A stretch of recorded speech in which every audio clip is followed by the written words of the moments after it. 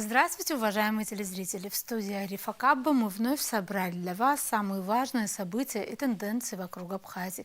Все, что актуально на данный момент, что касается нас прямо или косвенно, или влияет на имидж республики. Итак, начнем. Российский президент Владимир Владимирович Путин утвердил обновленную концепцию внешней политики России.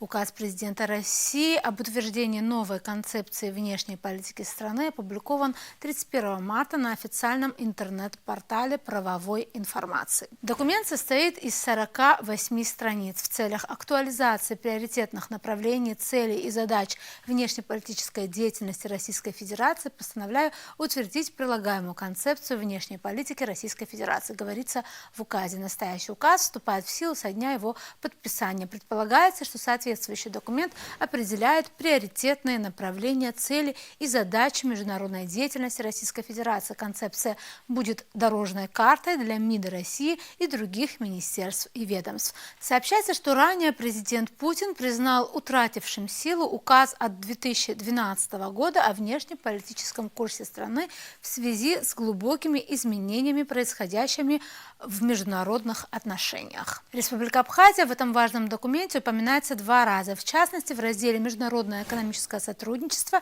и содействие международному развитию» отмечено. Цитата: «В целях повышения устойчивости системы международных отношений к кризисам, улучшения социально-экономической и гуманитарной ситуации в мире, ликвидации последствий вооруженных конфликтов, реализации повестки дня в области устойчивого развития на период до 2030 года, укрепления позитивного восприятия России в мире, Российская Федерация намерена содействовать международному развитию, уделяя приоритетное внимание социально-экономическому развитию Республики Абхазия, Республики Южная Осетия, государств-членов Евразийского экономического сотрудничества, государств-участников СНГ, поддерживающих добрососедские отношения с Россией, а также развивающихся государств, проводящих конструктивную политику в отношении Российской Федерации». Далее в этой же концепции отмечено, что в целях дальнейшего преобразования ближнего зарубежья в зону мира, добрососедства, устойчивого развития и процветания Российская Федерация намерена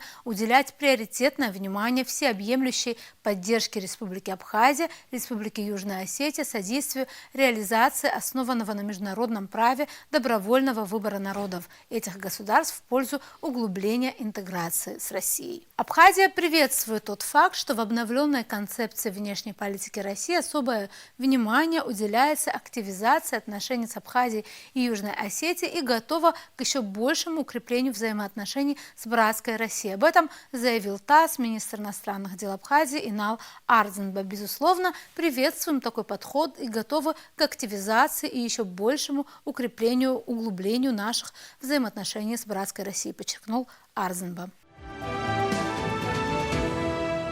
К другим новостям. В преддверии очередного раунда женевских дискуссий в МИД России состоялись консультации абхазских и российских дипломатов. 30 марта состоялась встреча заместителя министра иностранных дел России Михаила Галузина с заместителем министра иностранных дел Абхазии Ираклием Тужбом. С абхазской стороны во встрече также принял участие чрезвычайный и полномочный посол Республики Абхазия в Российской Федерации Алхас Квициния.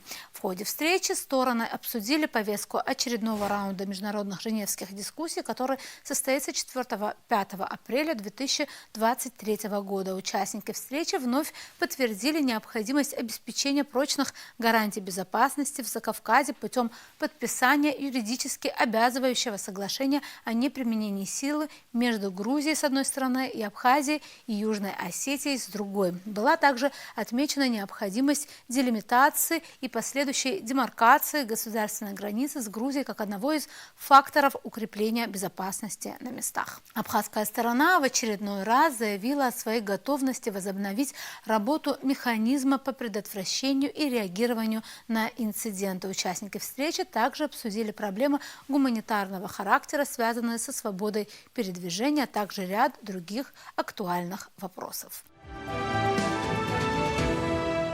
И еще одна важная тема. Официальный представитель МИД России Мария Захарова дала интервью телеграм-каналу «Многополярность», который, как нам известно, является одним из информационных проектов МИД Абхазии. В интервью помощнику МИД Абхазии, автору канала Эдгару Гвазава, Захарова высказалась на актуальные темы внешней политики, в частности, о причинах дестабилизации ситуации в Грузии, о перспективах расширения союзного государства, о внешнеполитических приоритетах России и на другие темы. Касаясь темы интеграционных объединений союзного государства, Захарова отметила, что выбор, участвовать или нет в подобных союзных отношениях, за народом Абхазии.